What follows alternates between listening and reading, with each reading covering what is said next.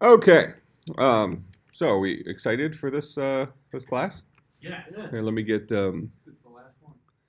yeah, but it's gonna suck. Oh my gosh.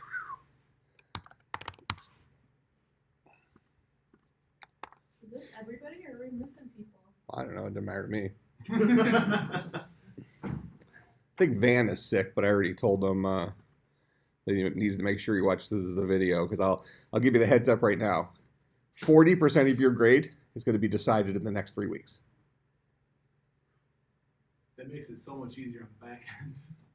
No. No. The reason it's decided in the so here's the punchline. We will only be meeting regularly for the first 2.5, 3 weeks. Okay, in that period of time, we're going to have an idea paper, a requirements document, a specifications document, all created for your project. Beyond that, you're going to be working on a project the rest of the semester. Towards the end of the semester, we start meeting again because you have to do practice presentations. We start talking about the final presentations and that stuff. But for the big chunk of the semester, you're going to be working on your project. Now, your project, let me open up this Keynote thing here. So project requirements, and we'll talk about this in a little bit, is going to be about 300 hours of total work. And you must document this. So treat this like it's a job. Schedule it like you have a 20-hour per week job. All right, and because this is your capstone project, this is something you're going to be putting on your resume when you go to try to get a job. You're going to say, this is something I did as an example of what you're capable of doing. Whatever. So this is your opportunity to take all the stuff that you were supposed to have learned during your 4 years here and put it together in one project that hopefully teaches you some stuff, but also as a way of you showing future employers what you can do. So I don't care whether you do it. I mean, the ideal situation would be you schedule 20 hours a week for you to work on your project, so that you don't drive yourself insane. Where the last month of the of school you put in 300 hours of work, and then it shows because you're just burned out and things like that. So definitely plan as you're going along and set aside time as if it's a job to work on your project. So I'm going to talk about some sample ideas, some ideas that if you are interested in, you can work with me on those. So let's talk about ideas. So first of all, if you are an IT major, then 75% of your project must be IT related. That is, it must take existing stuff and bring them together into a solution. All right, so that is take existing solutions and put them together into a larger solution. Kick this down a line here. But that also means that 25% of your project must be programming or something closely related to creating something new. Make sense? So when you go back to your freshman year, I advertised that the difference between computer science and IT, they're different sides of the same coin. IT is 75% using what's already been created, 25% creation. Computer science is 75% creating new things, still 25% using things that have already been created. All right? So your project has to keep that in mind. CS, exact same things, but opposite percentages.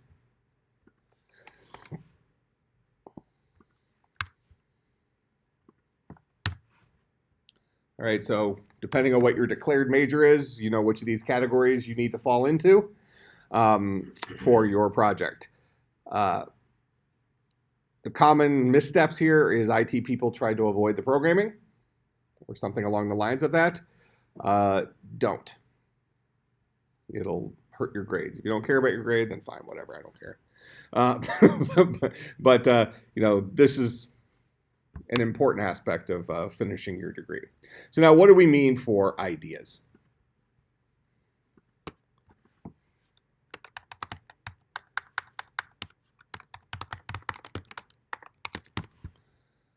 So must be large enough to take 300 hours of work. Now, so a lot of folks come into the class and they start off with this idea of like, oh, well, that's a ridiculous amount of work, blah, blah, blah. And it's a lot of work. But more often than not, where the errors come in is students pick project ideas that are too big. You know, they have this grandiose idea where I want to implement time travel. And that's too large to fit into that 300-hour thing. So then we have to look at scoping it down. So what we're going to be trying to do this first week and a half or so, so on Thursday we're going to be doing your idea paper is due, and we'll talk about that in a few minutes, is getting your initial pass at your idea. And I have some sample ideas or ideas that you can even take if you'd like them. And saying, okay, is this big enough? Is it too small? What can we add to it to make it a little bit bigger? What can we take away from it to focus it down? That kind of stuff, so we can kind of get down to your final idea by, let's say, Monday. Something along those lines. So it's got to be large enough to take 300 hours. Protect against being too large. So control scope. You must have a client. That is a person you are doing this for. Now, with a good idea, I can be your client. So if you have a project that you want to work on, you've been thinking about it, blah, blah, blah, and it meets all the other criteria, you bring it to me and say, hey, this is something I'd like to work on, I can be your client in that case. Other times, sometimes churches are clients. There are I have a couple of businesses that are looking for some projects to get done that I'll introduce here. So they could be your client. It could be another department here on campus can be your client. But any way you cut it, the project has to fit this size requirement. Okay? And you must have a client. Okay, so what's going to happen in the first couple of weeks here? So week 1, and the assignment's already up, and it's due on Thursday. So write an idea paper. So this is like a couple of page paper. So I think it's listed as like a 2 to 3 page paper or something like that. That gives me the almost like the elevator pitch for your idea. Okay, go ahead. It says 3 to 5. 3 to 5, whatever. Make it 2.5. I'm happy as long as it says what it needs to say. Yeah, it's the elevator pitch. Give me enough meat for me to know whether or not this idea, whether the idea is going to fit the needs here. Okay, 300 hours of work, that kind of thing. So I'm going to help you scope it appropriately. I'm going to look at that idea paper and decide, is this too much? Is this too little? What can we add on? What can we take away? All right. Leading up to that, so between now and Thursday, if you have potential ideas you want to kick around, message me on Slack, text me, email me, and we can kick it back and forth over the next couple of days. We can even talk at the end of class today if you have an idea you want to come and pitch, and I can help you mold that to get it to fit inside the right container. All right. So the ultimate goal here is that by the end of this week, beginning of next week, let's say by Monday, you should have an idea paper that's done. That's 10% of your grade. That should be a free 10% as long as you actually turn it in. All right, because you'll turn it in initially, even if we have to massage it a little bit, that's a free 10% if you do it. Okay? Because that's the setup for everything that comes after that. All right, so that's week 1. Week 2, so this is due next Thursday, is a requirements document. Now, what's a requirements document? What is that guy? It would be a software engineering topic, right? If you were to give me a definition of a requirements document, what might you say? Like the steps required in order to complete. Okay. I don't think that's inaccurate. I mean, it's kind of an unambiguous list of features that your project must have. I like to think of this as, let's say, an unambiguous checklist of features that describe your project in detail. All right, so that idea paper is giving me the 2,000-foot view of your project. Big idea. The requirement document, I don't even care about the format. All right, there's all sorts of templates out there for requirements document stuff. You know, pick one that you think fits your project reasonably well. At the end of the day, the requirements document becomes this governing document that we're going to use at the end of the semester to decide how well you've met your requirements. Right? It's effectively a checklist of all the stuff you should have done. And what you'll do is you'll take your top level ideas. So you'll break your idea paper into maybe 4 or 5 bullet points. And then you'll take each of those bullet points and explode them into 4 or 5 bullet points of their own to make it more granular. What does it mean to meet this global requirement? Well, it's going to mean I have to do this and this and this and this and this. Things that I should be able to go through and check off when we're doing the final grading of your project. That make sense? Okay, so really the requirements document is you taking that idea and thinking through your project, what you want to ultimately deliver in a lot more detail. That makes sense? Okay, I don't care about the format, but I do care about that requirements document defending why your project is going to take 300 hours. That makes sense? I'm going to make a pretty good guess based on your idea paper, but that requirements document is going to explode it out from there. Go ahead. Would you be willing to help with any fuzzy areas that like the requirements document might have? Like, I know where I need to start, but I'm not sure like the middle parts that need to happen, or do we need to figure that out ourselves? Oh, I'm not going to help with anything. Okay. No. I'm more than happy to help. That's the purpose of why we're compressing all this in the first 3 weeks. Meet with me often. Grab lunch, sit here, talk through the project. Take advantage of that. I'm on campus a lot. All right, so but it's a waste of time. The reason we don't meet after the first 3 weeks, even in class, and the reason we won't even go full class period during class, is because we have 15 different projects. Right? No reason why. So whenever we're done today, I'll stop. Everybody, half of you, most of you will probably leave, and 2 or 3 people will stay behind. We'll talk about your project. It's fine. That's the purpose. So take advantage of me being here, but we're going to have a lot more one-on-one contact than as a group, okay? Because each of you are going to have individual projects. So I would highly encourage you to sit down with me and go through your project and help explode out those ideas in the middle, because I've been doing this for a few minutes and I might have a pretty good idea on what things are going to take way more work than you think. And what things are actually a lot easier than you might be imagining. It's just because you haven't done it before, you don't even know where to start. They're like, how? Something like that. So yeah. So it's on you if you don't take advantage of the resources that are around you. Go ahead.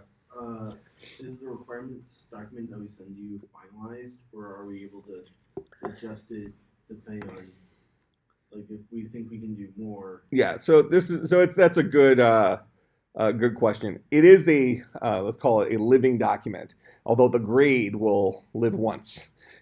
So your initial grade will be what the grade on that will be. So get it as right as possible the first time around.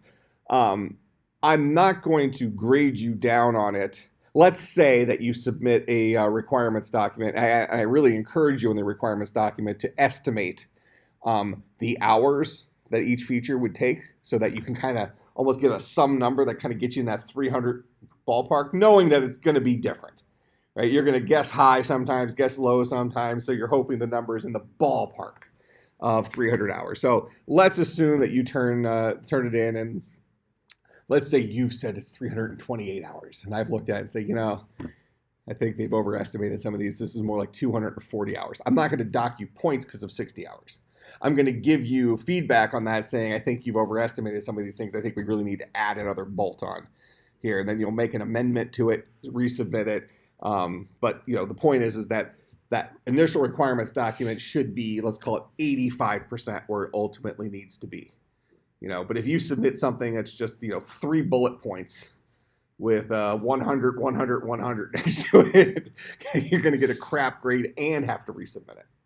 So it'll be like double funny. And the point is, at that point, it doesn't even matter if you resubmit it from a grade perspective. The reason you're resubmitting at that point is to not screw your later grades, because I need to have that checklist to check off what you've completed. Does that make sense? So, but it is a living document. Typically, it's going to go into the, I try to work closely with you so that we get it as close to reasonable initially. The hope is that all of you have projects that are, going to be within spitting distance of 300 hours. Now, I doubt very much that any of you are going to be in a situation where you get near the end of your project and it's like, oh, I just have so much extra time. I'm just going to add a whole bunch of extra things onto this because, I just, so much time. Something like that. If we get into that situation, fine, maybe we can do some interesting thing. But every now and then, there's something that just ends up being way easier than either of us expected. And we'll just roll with that. But that's rare. I mean, we're talking a 20-hour, flip or something. If your final documented hours is 275 hours, I'm not going to deduct you a letter grade in the end. If what you ultimately produced matched your requirements document and all that stuff, we're like, it's close. Everything pretty much lined up. This isn't a matter of being unreasonable. This is getting us all in that ballpark of a large enough project that it meets what we need it to meet. Something else I'll throw out there, and this is kind of becomes a sticking point in almost every senior seminar class. So several of you have attended senior seminar presentations before, and one thing you probably see is there's a pretty large standard deviation between what's an impressive project and what's an unimpressive project, right?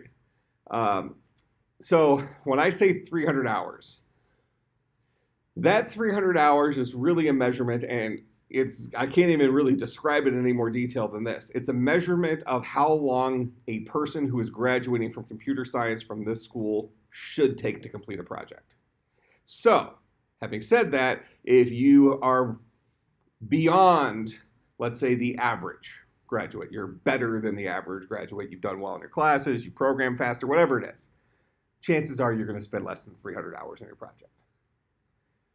If you consider yourself barely squeaking by and a little bit below or a lot bit below where you probably should be, that 300 is probably going to swell to 500. Okay? So I'm measuring that 300 against what you should be able to accomplish coming out of this program. Does that kind of make sense? Okay, so when I complain about your estimate in your hours, I'm going up against what I visualize as our average graduating student should look like. So you're either making up for lost time now because you didn't learn what you needed to learn in your earlier classes, or you're benefiting from all your hard work by having maybe a little bit easier time in here because you don't have to quite put in the, you can accomplish 300 hours of the average in 175 hours, something like that. Make sense? It just is what it is. So you'll have to evaluate yourself and decide which side of the fence you're on. And maybe you're right smack dab in the middle. Maybe you're the 300 guy, right? It's like, I'm the average, and that's then, work out perfectly anyways. But keep that in mind that, if you're incredibly incompetent in something that you really should have been competent in by now, the 200 hours that you've spent to learn the stuff that you should have learned in the last 3 years doesn't count. Okay, does that make sense? All right. So that's week 2 is this requirements document. So that'll be due next Thursday. And I will get you feedback on these things by the next day, usually by that night. Okay, because it's really important that we get these graded quickly. Okay, so we're all working hard the first several weeks, all right, so that we have as much runway during the rest of the semester to actually be working on our projects.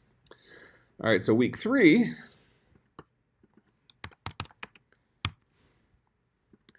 is your specifications document. Okay, what's the specifications document? Remember that guy from 370?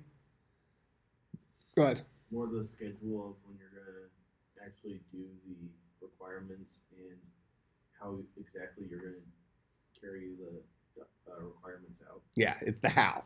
So a lot of times the requirements is the what, the specifications is the how. All right, so this is a expanded requirements document with detailed instructions for how you will meet each requirement. Okay, this is going to include things like which technology will you use, maybe which APIs you might use, products that you need to purchase for this, whether it's a Raspberry Pi, something like that. There are opportunities, depending on what it is, where the department has been known to help with things like that. You know, if you have a good project idea and you need a Raspberry Pi for it, talk to me sooner rather than later. I'll talk to Dr. Locklear, and if it all makes sense, then we can try to help out with those things. If you need a car, don't waste your breath.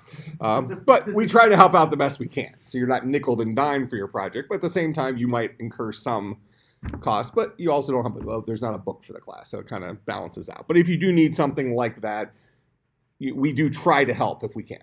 Yeah. Yeah, one of my questions was, what is the budget? Well, how much usually would the department say? I don't know that there's necessarily a number. Just an idea, based on the idea. I guess it depends. So projects that are done for the department, like directly benefit the department, would probably have a bigger budget. You know, like in the past we've had, you know, students do something with like digital signage. So the department buys the monitors and that kind of stuff. So in that case, it might be several $100s, right? $300, $400, $500 for all that equipment. You know, in other, you know, let's say there's a lot of projects nowadays that would kind of require like a Raspberry Pi, which is like a little, you know, $50 thing. That would be kind of a ballparky, you know, type thing, something like that. But, you know, as long as it kind of made sense for your project, not necessarily like here's a toy to play with. And I'll talk about a couple of ideas that you might find interesting that, you know, we can help out with. And sometimes we already have some of the tech here, and I'll talk about some of that here in a few minutes. Would it be acceptable to ask our clients for donations for the project? Potentially. I would say if you have any questions about that kind of stuff, just talk to me, and I'll give you an idea of what I think the department might help with versus what you probably should ask your client for versus maybe what you should take care of on your own, that kind of stuff. You know, if you're in a situation where you think you have a really, really, really good idea, but have no idea how you're going to afford to do it, you know, that's going to be the interesting conversation of whether or not we figure that out. And that's something that maybe, you know, I've listed, there's a couple of business partnership opportunities where maybe I fund it. And if it's something that turns into a business, then, you know, we're partners or something like that on it. So these are all things that are possibilities, but we should just discuss those. You know, otherwise, maybe don't pick a project that involves, if you don't have a great idea that just happens to cost a reasonable amount of money, pick a project that you're interested in that maybe won't take that much money. Because a lot of times it's going to be more of the intellectual property, the time in, things like that, using existing software systems. But don't shy away from a good idea just because you think it costs money. Let's sit down and talk about it and figure out whether there's some solution to that. Yeah, so in any case, the specifications document is the how. So at the end of the day, what I should have at the end of week 3 is this document that is an exploded requirements document. So I should have basically a bulleted list of all the stuff you're going to give me. And then within each of those bullets, you're going to tell me how you're going to accomplish each of those tasks. Now, it's not at the granular level of, I hit the space bar twice. No, it's not that. It's, I need a database to store my information. I plan on using Firebase from Google. I'm going to have user authentication. Passwords must meet these requirements, those types of things. You know, somewhat high level. I don't need the actual code you're going to write to do something, but what you should be doing during the second half of week 2 and all of week 3 is really thinking through the different things that you're going to use to put together your project, and spend quite a bit of time reading about those things, looking at documentation, kind of making some of those decisions about what are all the tools you're going to use, making sure they all will work together. Now, sometimes you run into surprises. Sometimes week 5 or 6, you start working on something that you assumed was going to work, and all of a sudden it's like, oh, that doesn't work so well. This guy doesn't know how to talk to this guy, and I kind of didn't even think that would be a problem. Well, then we have to back up and say, okay, what can we replace this guy with? Maybe instead of using Firebase, you use a different kind of database, Microsoft Azure or something like that. Whatever it is, but that specifications document really should be your opportunity where you're not really producing a solution yet, you're really thinking through the different pieces of your solution, preparing for takeoff, if you will. That makes sense? All right, so by the end of week 3, you effectively planned out your whole project. So starting with week 4, it's go time. Okay, so your 20 hours a week during week 1, 2, and 3 should be spent on your documentation, on the documentation for your project, not your final documentation. We'll talk about that. Is any documentation included in the work time? Well, yeah, the time that you're spending on your idea paper, the time you spend on your specifications document, that stuff does. It's things that when you're spending time learning about something that you should have already known. That's kind of the dividing point. Like if you're saying, it's like, well, how do I write a hello world program? And it takes you 45 minutes to figure that out. That 45 minutes doesn't count. If you're researching 3 different databases that you might want to use for your project, and you're saying, okay, well, this one makes the most sense because of these reasons, and you put it in your specifications document, I'm picking this guy because of this, this, and this, and you spend an hour doing that, that counts. Because now you're taking the knowledge you already have and you're applying it to a problem that's specific to your project. Make some sense? Okay, so that's through week 3. Then most of the rest of the time, you'll work on your project. So week 4 on, work on project. Meet with me as often as you would like. Make sure you document all hours worked.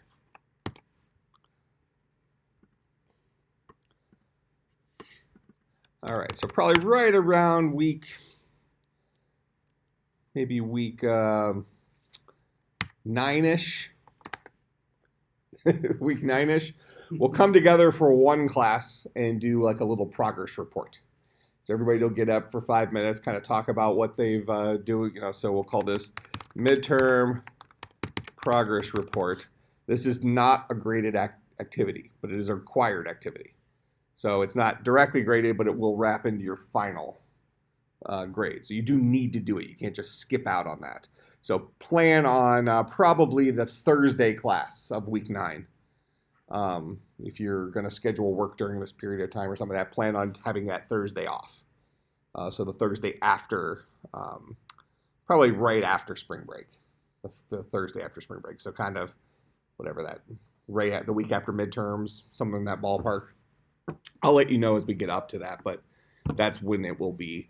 So everybody will get up, give a little 3 to 5 minute little spiel about what they've accomplished up to this point, blah, blah, blah. That's your opportunity either to make other people feel bad because you're so much ahead of the curve, or embarrass yourself because you haven't done anything. Okay, and I find it entertaining both ways. All right, but that's what we'll do in week 9-ish. Then week 9 or week 10 plus work again. And then finally, probably around week, let's call it 14-ish, we're going to start looking at doing final presentations. So we'll have practice presentations,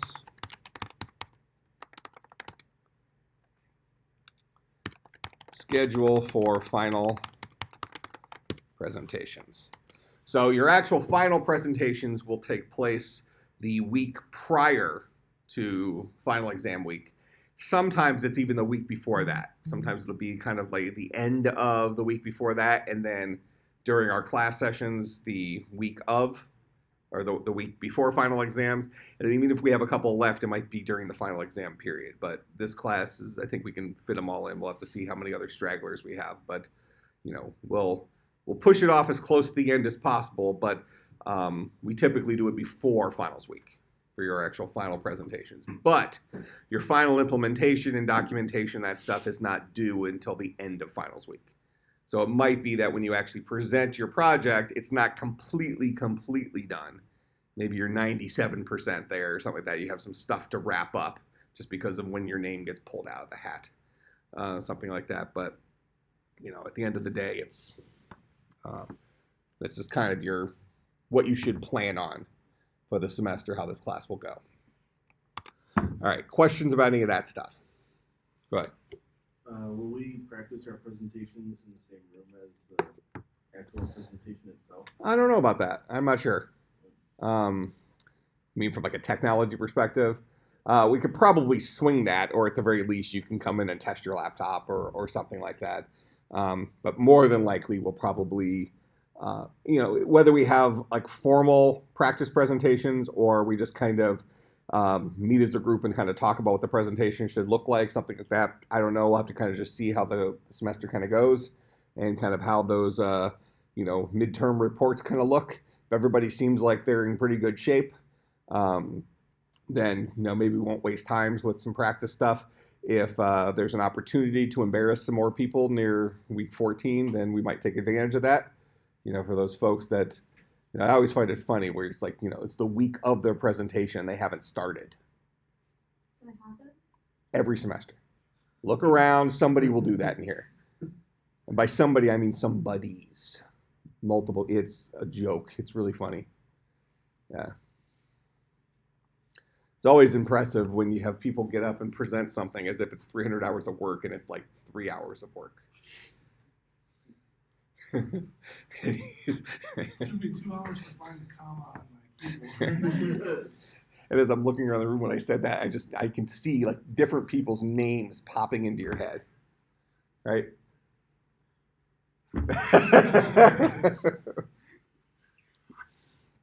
It's like, oh yeah, that's what that one was. And sometimes it's actually really surprising.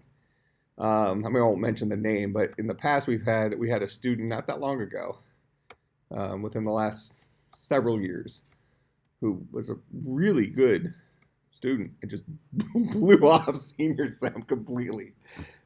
They passed, but I mean, it was not the quality that I mean, this was somebody that should have, you know, been that 300 hours is actually like 120 hours of work, and put in like 4 hours of work. It was pretty funny. All right, what else? Go ahead.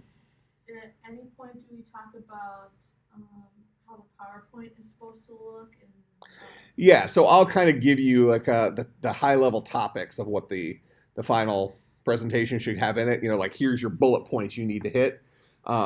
Your PowerPoints themselves, I don't care what format you use, but you should use some of the skills you learned in like 150 and 175. That is, don't put too much crap on one slide. Make sure your stuff is readable, blah, blah, blah, all that stuff. You know, just the core things. And that actually has less to do about me. I'm not the only one grading these. You know, the other faculty are going to be doing it. And tell you what, Dr. Locklear, he's picky about those slides. colors. Hey, Colors. I don't know what to tell you. I don't know what to tell Who you. graded his slides? Huh? Who graded his slides? Yeah. Hey, it'll be above my pay grade. But, you know, it is important stuff because, you know, how often have you been at one of these presentations where, yeah, it's just a book that you're reading from a distance. Like 3 words. Yeah. Yeah. So the reality is the truth is somewhere in the middle. So just if you pay attention to the things you're doing in your slides, you're probably not going to get graded down in your slides.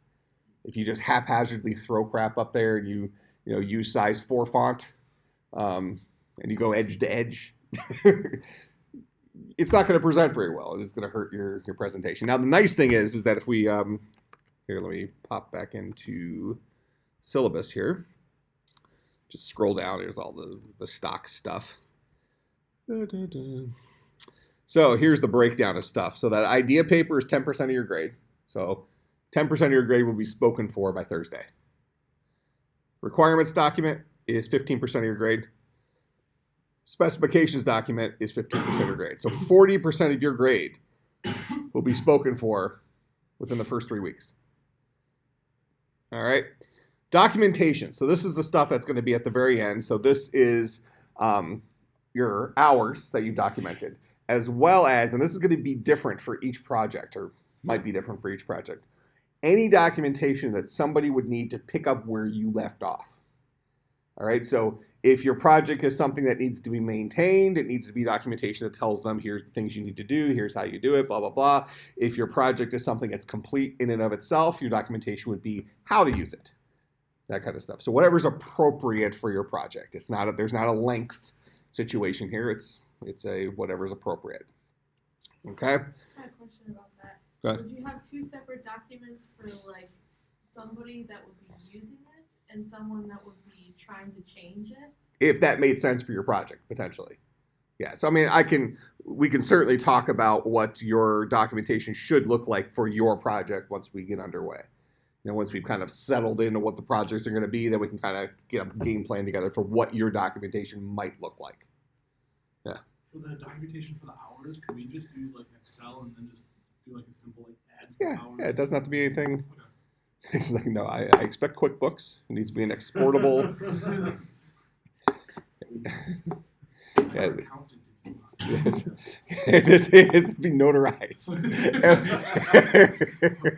We go public version. Go ahead, what were you saying? I was gonna ask, if we make it into a Google Excel document, can we share that with you? Yeah, it's fine.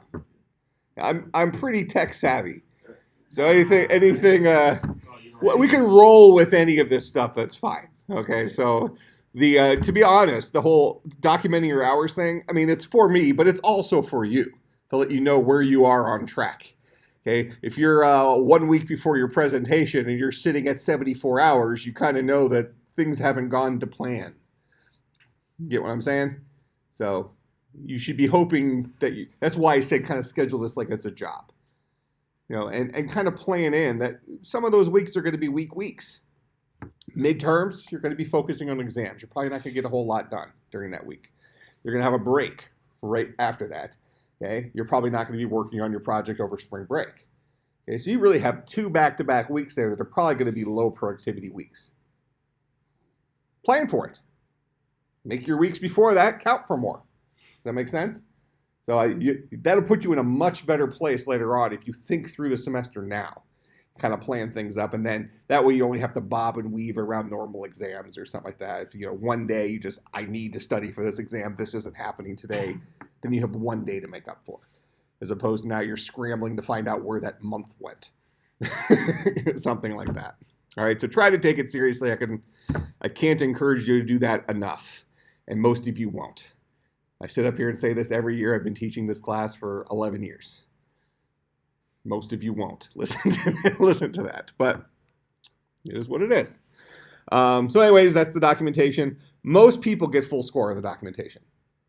The documentation is typically not a place where you lose your points. Typically, it's when your implementation is crap. Your document, you might correctly document your crappy implementation. Yeah, Have you ever had that? You just have something like absolutely it's like, yeah, you got an A in your documentation. All you turned in was a piece of paper with a smiley face on it, but That's all you did. you covered it. It's end to end. That is it. That's what you did. So, all right. So notice that the bulk of your grade is the implementation. Presentation is 10% of your grade. So the difference between a great presentation and a junk presentation is like 4 points or something like that. If you get up and you're really, really, really nervous and your presentation goes really, really, really short, like a presentation is supposed to be about a half hour. Okay, and then some time for questions. We've had folks that go for 5 minutes. That's not going to translate into a strong presentation grade, obviously. But you can still get an A in the class with a 5-minute presentation. I don't encourage you to take those risks. Okay? I'm just saying that your presentation grade might be like a 30%, which is crap, but that still allows you to get a 93 in the class. You know what I'm saying? Go ahead. Could we use part of that half an hour as like a demonstration? You should. Okay. I didn't know if that. Yeah, I'm going to give you the details for it. Typically, what you're going to do is you're going to tell us what you're doing, why it needs to be solved. This is just the highlights of the presentation. So, what's the problem you're trying to solve? Convince us why it needs to be solved. Why is this an important problem that somebody needs to figure out? Then tell us what you did. Like, I solved it, or I tried to solve it. This is what went wrong. Then demonstrate it for us. The good, the bad, the ugly, blah, blah, blah. Then tell us some stuff about, what was harder than you expected, what was easier than you expected. What would you do next? What's your advice for future people? It's going to be all that crap I already told you. Oh, set aside your time, schedule it like it's work, do this, blah, blah, blah. The future students don't listen, but you got to still do it as filler. All right. But yeah, demonstration should probably be half the time or close to it, a third of the time at least. I want to see what you did. But don't just stand up there and do like the waving your hands around because you did nothing. Just using it as just filler. you have one of those intro videos that's like a 27-minute video. That's all I have really. Part of the 30 minutes. It is. It's part of it. Okay. Other questions about the class in general? I thought this was a pass-fail project. Mm-mm. Past 4 years, that's what I thought it was. Well, I mean, you get a grade in the end. It is a pass-fail from the If you pass, perspective. you graduate. Yeah, it's from the perspective. If you don't pass the class, then we're going to see you again next spring. I thought it was like you could try really hard, but if you go in there and your presentation sucks and your project sucks, that you just like see you next year. So, there's some truth to that, but most of that should be taken care of earlier on.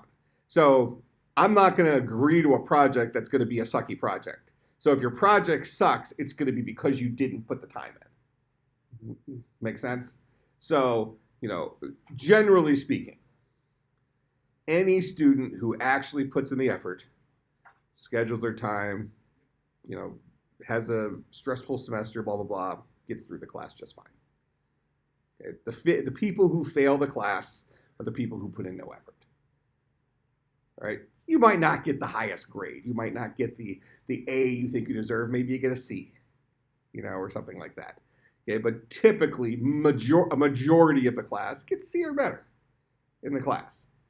And then you get those couple that get like a 4% because they did nothing. They missed 3 other documents. They didn't do any implementation. I got the smiley face for the documentation. I mean, you got to do it to yourself to not get through. Okay, so if you're going to take this class seriously, and you're going to sit and work with me during the semester and things like that, I don't think you really need to stress yourself out about not passing the class. That's not the purpose of the class.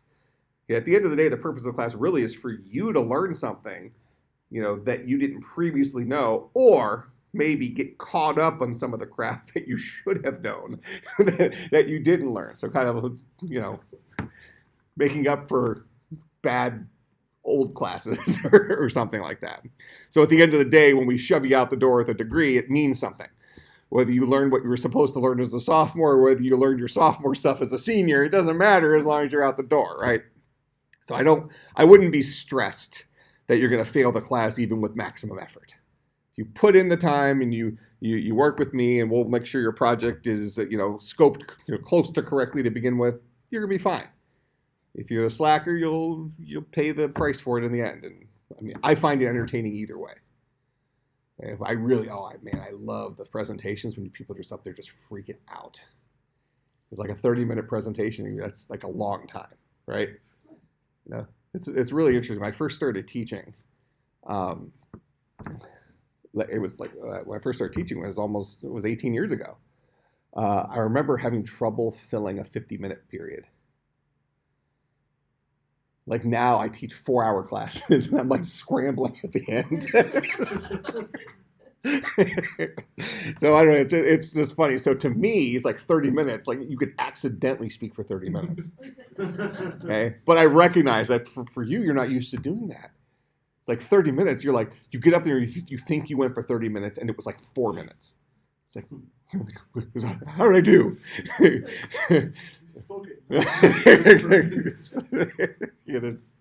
I just love to see that, just the people that just get completely stressed out up there. It's so entertaining. I love that.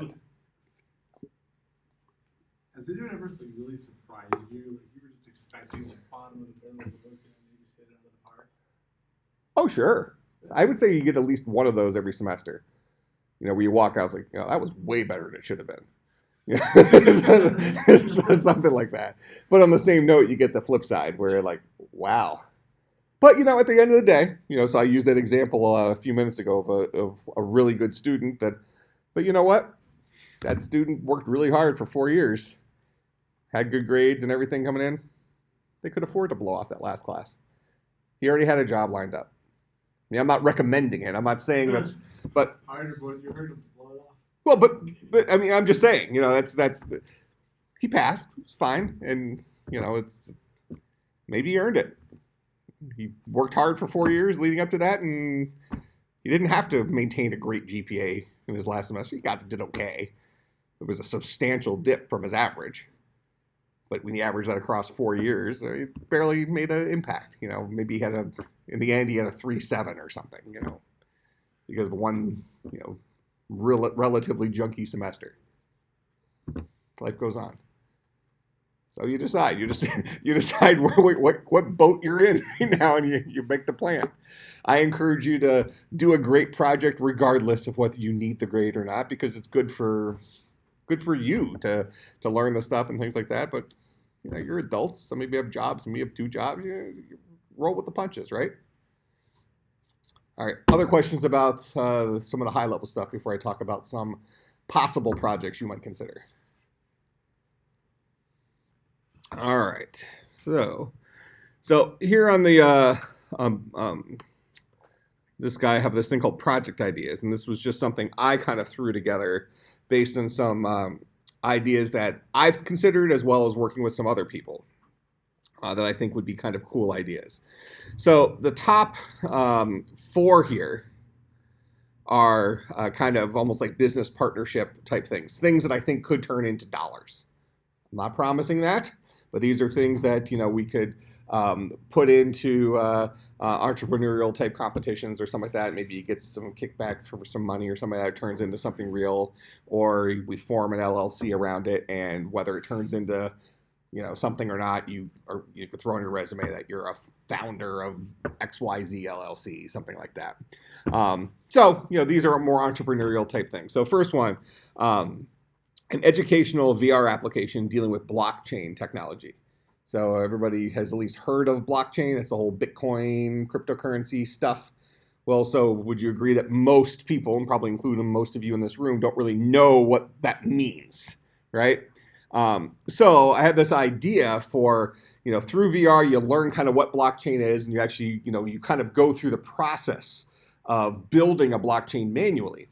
But then once you kind of learn the basics of it, I want to create a new cryptocurrency.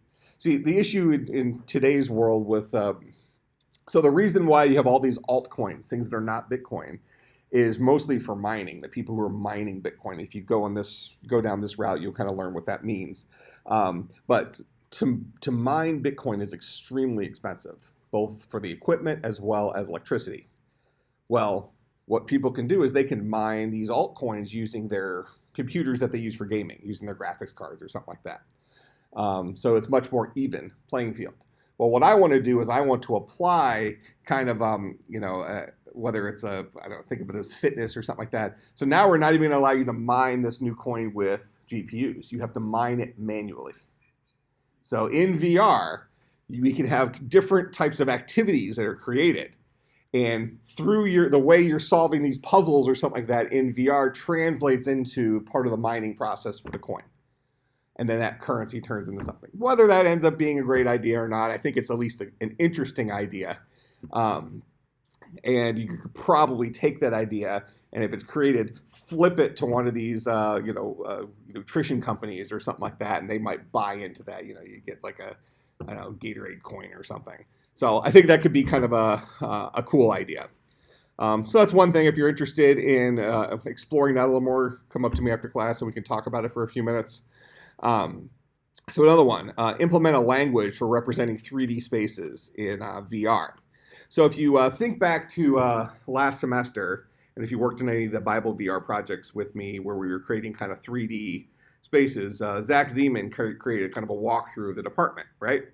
Last semester or last year in his senior seminar. So in that 3D walkthrough, you have this room that has a size to it. You have this hallway that has a size. You have this other room. You have all these different rooms in the department. And he had to go through and kind of manually create those and that kind of stuff. So what I want to do is I want to create kind of a scripting language. So before you jump into a tool like Unity and kind of, it's almost like playing with Legos where you're kind of designing each room customized. You take a cube, you spread it out here, you spread it out here, that's this room. That kind of stuff. Instead of having to do that manually, what you can do is you can walk through this department with a tape measure, for example, to measure your different rooms. And then you can create like a JSON type script. And so you're creating a data representation language or something like that for 3D spaces. And then what you would do is you would have a Unity project for VR that would read in your script and just generate that world. Instantaneously. So it becomes a player of 3D spaces. So you could have somebody do a walkthrough of all of campus or something like that and have it represented as this big, long JSON document. And then you feed that into Unity and it just builds campus. And then you could take it to the next step and say, okay, well, in this room, I want to have, you have these different known object widgets like tables and things like that. So you can generate those and where they go in the room and that kind of stuff. So I think that could be kind of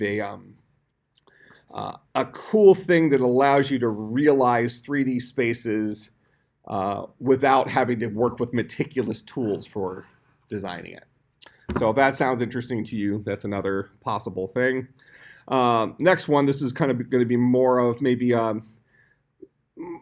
these first two are definitely more computer science-y. This next one could be more of an IT person one that maybe has a high interest in programming. So it'd be a mobile app controlled digital car sign. So the idea is you have this app, whether it's an iPhone or an Android app, and then the back of your car, maybe this thing's driven by a Raspberry Pi or something like that. There's a digital sign in your back window. So like when you cut somebody off or something like that, you want to say, I'm sorry. On this app, you have like some widgets on the screen, and you can tap, the button. You have some pre-recorded things to say, "I'm sorry," or your left turn signal's on, or your tire's going flat. Just little messages you can send to people, but they're reading it on your back windshield. And that's all the app communicating with like a Raspberry Pi over Bluetooth or something like that. Something similar to that. It doesn't do words, but it's like basically emoji faces. Mm-hmm. Angry, crying. Right. But with this would have a mobile application that allowed you to, kind of manage your messages. So you'd have your stock messages in there, like sorry or, things like that. But then you could also program certain things in there that are maybe applicable to, maybe the area you live. If you're in Alaska or something like that, maybe you have a higher incidence of like black ice or something. And you might want to warn them that the bridge ahead is slippery or watch for bears. Yeah. But so stuff like that, whatever the messages might be, I think that would be kind of a cool type project. And, whether that translates directly into something for a car or any sort of, you have a mobile app talking to a device. Now, one opportunity with that would be, and I don't know enough about it at this point to really push you in that direction, but if the sign part of that really interests you and the programming part concerns you, there's a company I'm working with right now, I'm doing some research with called Mendix. I'm actually introducing it in my in the 200 class this semester. It's called low code application development. So it's mostly drag and drop, and the logic stuff you do doesn't require syntax. It's more like you drag in like micro puzzle things and stuff. So, I think the focus is on getting things up to speed, getting applications written much more quickly. Now, what I can't really speak to with any sort of great length at this point is what the limitations are for it. So far, I've been pretty impressed. They have a thing talking to various APIs and stuff like that. So it is pretty impressive. But if that idea intrigues you, we can certainly talk more about that. Now, this next one, this is actually something that came from a discussion I had with Brennan's dad. So, so he is working with this tool called cardconnect.com. And so punchline is it's for payments, for payment systems, where a lot of credit card processing and things like that cost a lot of money to take high percentages, stuff like that. So the idea is you get this into, if you take your application that's already going through company XYZ paying 4%, if you replace your current payment gateway with Card Connect, you spend a whole lot less money. But the issue there is if you're talking to a company that already has a current application, now you're having to convince them to spend time and money to upgrade their application to talk to this new tool. If you could reach them at a startup point, so a company's just being created, then they could just use this tool to begin with. Now, the weakness of this tool, the tool itself is fine, but the way you talk to the tool is through what's called a RESTful API. And one thing they don't have is they don't have specific APIs for popular platforms. So they don't have an iPhone API. They don't have an Android API. They don't have a Python API. So basically anybody who wants to use this has to use the generic REST API, which isn't that big of a deal, but it might be a barrier for some places to not go into that, not to look into this because it might be too difficult for them to implement. So what I'm looking at doing is creating a Java-based API as well as a Swift-based API to cover, so you have two different native language things, either in Java or Swift, that talk directly to that RESTful API. So that anybody who wants to insert this into an Android application or to an iPhone application can do it using just those tools with just put a couple of little pieces of, put your security code in or something like that, and all of a sudden it's instantly talking to it. So making that easier. So that would be a business opportunity idea as well. Let's see. So then, and let's see if this link is working, because actually this was down earlier.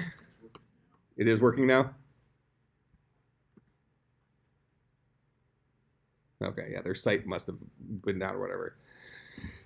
So this dude, so this dude is a EEG, a read your brain waves, and it has 14 points that it connects to you, and you can do, so it's kind of neural network, machine learning based type stuff.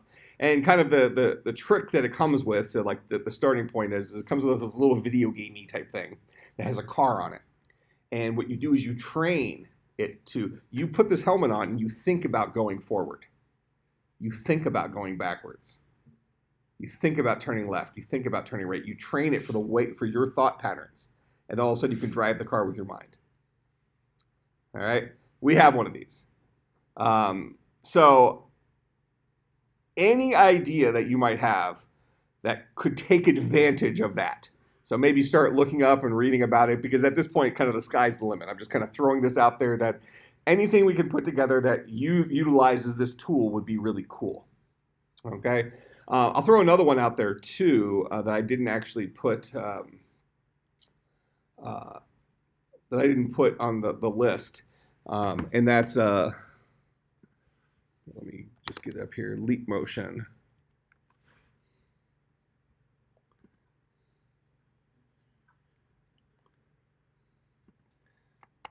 Yeah, I'll go ahead and add it to the list, but we have one of these as well. So Leap Motion has a tool for working specifically with the VR headsets, where you can actually bring your hands into VR and individual fingers move and stuff like that. So if you have an idea of something you want to do in virtual reality that takes those hand controls to the next step with Leap Motion, that could also be a reasonable idea.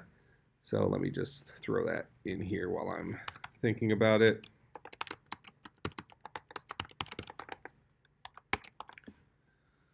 All right, so then anything in machine learning.